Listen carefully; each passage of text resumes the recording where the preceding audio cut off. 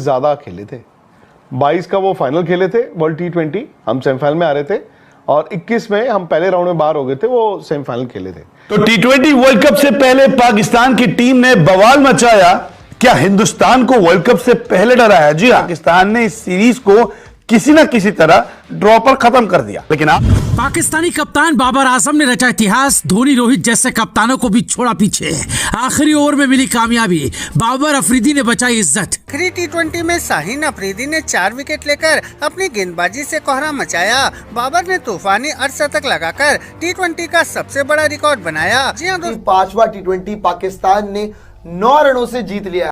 आखिरकार पाकिस्तान की full fledged team ने न्यूजीलैंड की सी टीम को 9 रन से जीत गई। शाहीन अफरीदी कमाल थे। लेकिन एक चेतावनी हिंदुस्तान को भी दे दी और बाबर आजम की कप्तानी में टीम ने शानदार प्रदर्शन किया। भले ही घर में वो सीरीज नहीं जीत पाई हो, लेकिन T20 से पहले एक हुंकार भर दी। क्योंकि एक मैच पहला जीत गए थे, पहला बारिश हो गया था। एक मैच बारिश हो चुकी है ना, सो अब मतलब धुल चुका है। एक तो जीती है Pakistan, they can't lose the series, they can draw हो सकती है। 5 मैच की थी मेरे ख्याल से। तो बाबर ने आज कितने रन बनाए? चौथा था। रिजवान तो खेले नहीं, शायद खेल गए थोड़ा। रिजवान नहीं खेले हैं, सबने बहुत अच्छा खेला एक्चुअली। देखो इफ्तिकार ने बनाए हैं 45 for 61 नीचे खेला एक्चुअली। देखो इफ्तिकार ने बनाए 45 हैं for 61 नीचे।